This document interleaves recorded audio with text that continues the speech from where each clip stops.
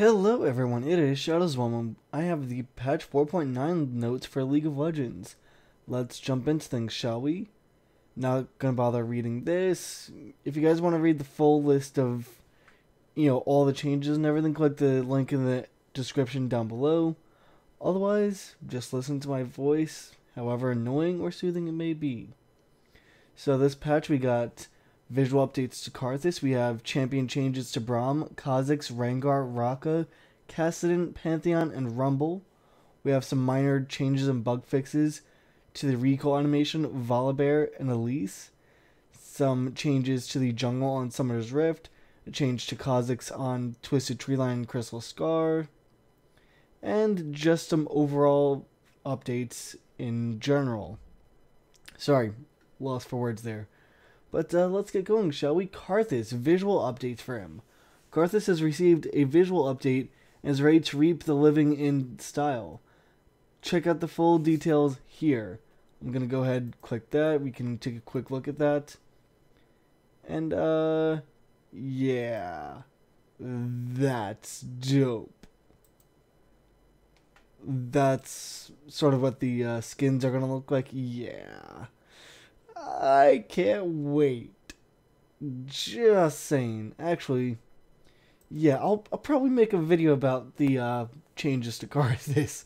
I mean, they're only visual changes, but still, those of you that have watched me stream often know that Karthus mid's one of my staple picks. So yeah, they updated the animation looks like for Lay Waste. Yeah, Lay Waste.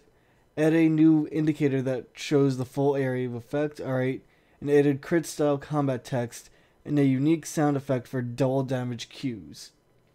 And Wall of Pain, added a visual debuff effect that marks affected enemy champions. Okay, I'll take that. Yeah, that was well needed. Champion changes, Braum. It's tough to pinpoint the strength of a new champion while also accounting for how quickly players adapt, and Braum was picked up very quickly as a strong lane bully with his combined high damage and defensive power. Well, when we want to reduce power in a champion, we first look to trim quote-unquote hidden strengths that aren't really anticipated in their core playstyle, like Braum's W, which was giving a pile of free defensive stats for both himself and his protected target. That said, Braum's defensive strengths are also very high for a protective champion, so we decided to trim back that stash. General Braum's base attack damage went from 56 to 53, so no huge change there. Next, his passive, Concussive Blows. Bug fix no longer stuns individuals when they have spell shields up, so you can spell shield the stun. So just be wary of that. His Q base damage has been reduced from 260 max to 240 max, so 20 damage nerf in general. His W, Stand Behind Me, went from a total of 20% armor magic resist to 16% armor magic resist. So yeah, not that bad. Not that bad. Still nerfed, but not that bad at all.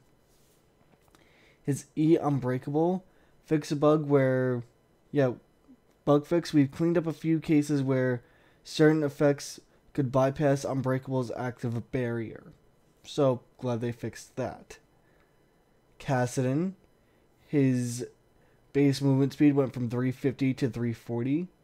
And his Netherblade damage went from 180 max to 140 max. And goes off of a 0.6 AP scaling rather than a 0.7 AP scaling. So they trimmed Kassadin's strength back just a little bit as well. Kha'Zix, looks like, yeah. I'm just going to go ahead and read this. Q does less damage and less isolation damage. Evolved Q no longer deals bonus damage on missing health, but deals more overall damage to isolated targets. W deals bonus damage to monsters. Evolved W now slows enemies by 50% and grants sight of their location to Kha'Zix. Evolved R no longer grants damage reduction, but keeps his increased stealth duration and additional stealth charge. Okay. So Q tastes their fear. Damage is now 155, down from 190, so a 35 damage nerf. I believe that, yeah, that's a 35 damage nerf at max level, with a 0.1 or 1.2 AD scaling, or bonus AD scaling. And isolation damage went from 45% to 30%. His evolved claws, his evolved Q, it now, if the target is isolated, deals an additional up to 180 max damage, plus 1.04 bonus attack damage as physical damage. In other words, 10 times champion level, 10 times the champion level plus 104 of your bonus AD. And removed execute no longer deals bonus damage based on target's missing health. So he traded off the isolation, or the missing health factor, for a new isolation factor. I'll take that. W Void Spikes. Monster damage now deals 20% bonus damage to monsters. Evolved W still does, or gets that new passive as well. Does 20% damage, or 20% bonus damage to monsters. And new utility. If target hit is a champion, it grants sight on their location to Kha'Zix for 2 seconds. And the slow went from 30% for 2 seconds to 50% for 2 seconds. And his R evolved active camouflage no longer grants 60% damage reduction on stealth. That has been removed from him. Pantheon, his ultimate's been changed slightly. New manually jumping. Pantheon now pops projectiles that are in flight towards him as he leaps off the screen. And bug fix, Pantheon is now untargetable from the moment he leaves the ground to the moment he lands. Okay, glad they fixed that bug too, because I know many times where I've still been damaged and I'm off screen with him. So glad they changed that. Next we got Rengar. His passive Unseen Predator. Clarity, next attack after leap now correctly starts when Rengar lands rather than when he's in mid-air. And his Q, Savagery. The bonus damage from Savagery and Powered Savagery can no longer critically strike. The attack damage portion still can. And Bug Fix. Fix a bug where Empowered Savagery's bonus damage could be triggered multiple times using Unseen Predator. Nice! Glad they fixed those. Rumble. His Flame Spitter bug got 2 bug fixes apparently. One bug fix fixed a bug where Flame Spitter was dealing less damage when Rumble was trying to set people on fire for extended periods of time. And the second bug fix fixed a bug where Flame Spitter dealt less damage when on purple team. What? I'm sorry for that audio spike, but what? I've never heard of that. Apparently purple team Rumble got screwed on damage. Who knew?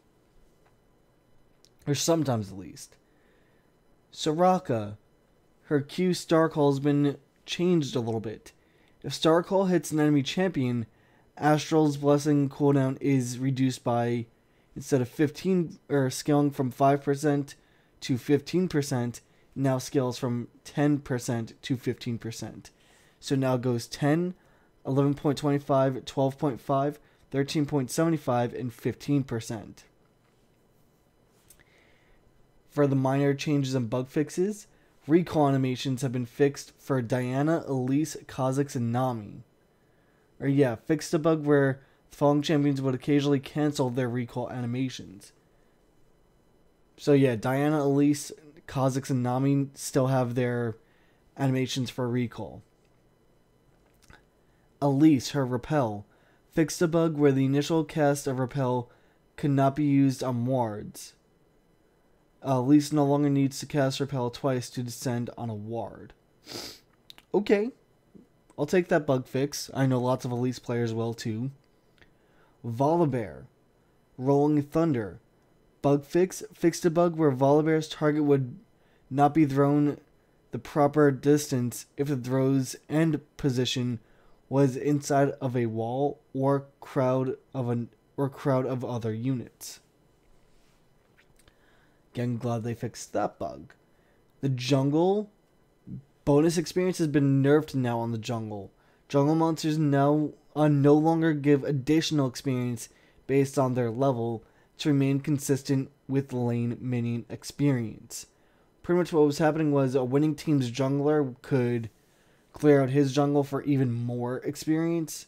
I mean, yeah, you can still, you're still doing that regardless, but before this change, you were able to get, your kill assist, your kills and your assist experience, and then on top of that, your bonus jungle experience because of the jungle's level, because the jungle level is based on the overall level of everybody on the map, instead of just granting a set amount of experience regardless, like the lane minions do. Now, they grant the same amount of experience regardless of whatever level they happen to be. So, can't wait to see people cry about that. On Twisted Treeline and Crystal Scar, Kha'Zix, his Taste Their Fear / evolved enlarged claws. Isolation damage went from 35% to 30%. Friends list changes. I'm not going to go over all these because they're not that vital. Team rewards. We've added team rewards as a new class of rewards to further differentiate ranked team play from ranked solo play. Since ranked teams place a special focus on jolly cooperation, require more effort to coordinate and embody the teamwork that defines League, we wanted players to have a way to commemorate and celebrate their success as a part of a team. Actually, it's solo that does that. Solo requires more coordination than a team. I mean, don't get me wrong. Yeah, they both require coordination, but when you're soloing, you have to rely on the 4 other people you're queued with that you're not able to talk to over, Skype, Vent, TeamSpeak, Raid Call, what have you. Just be able to type to them. Otherwise, you're SOL. You have to be on the same page as each other, and 9 out of 10 times that may not happen. Whereas, if you're playing with buddies, and, I'm sorry I'm getting off on a soapbox about this, but still. I mean, if you're playing with, people that you're on a team with, hopefully you guys kind of know what's going on, and you have your way of communicating outside of the game itself. Again, you've got Skype, Skype, Raid Call, TeamSpeak, Ventrilo, Mumble. I'm sure there's like 8 other services that I just can't think of off the top of my head. But anyway, new ranked team progression system. Players earn points with every ranked team win toward unlocking and upgrading a Season 24 or 2014 Ward skin awarded at the end of the season. New ranked league profiles, or ranked leagues profile page where players can compare their league, get more information about the season rewards, and track their progress towards team rewards. Notifications will now appear in your profile tab and ranked team page if you do not have enough wins or your ranked team on your ranked team to be eligible for the reward for that tier. And Season 3 rewards now include unique summoner icons based on their tier achieved in 3s and 5s. Wow, that was a mouthful, sorry. Wards. Warding totems now use your selected ward skin.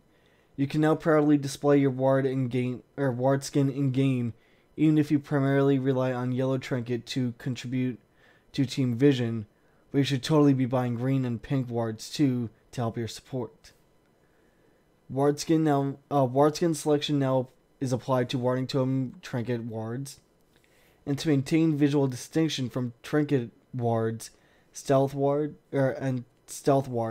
including wards from Wriggle's Lantern and Feral Flare, now have a green circle indicator. Yellow trinket wards now continue to display the existing yellow circle indicator. Yeah. And skin update. In addition to Pentakill Karthus's visual update, we're giving texture update to Pentakill Sona, and Pentakill Mordekaiser. The entire Pentakill skin line is also a new team splash, has a new team splash image for metal. And yeah, that's kind of sick. There's Pentakill Sona, Pentakill Mord, Pentakill Karthus, Pentakill Yorick, and I want to say Olaf? That looks like an Olaf. I'm almost positive that's an Olaf. But yeah, that's kind of dope. And upcoming skins. The following skin will be released in patch 4.9. Woad Scout Quinn. That skin looks pretty dope too. So yeah, lots of stuff this patch. I'm more excited about the Karthus change than anything else, or the Karthus update than anything else. Let me know what you guys think in the comment section down below.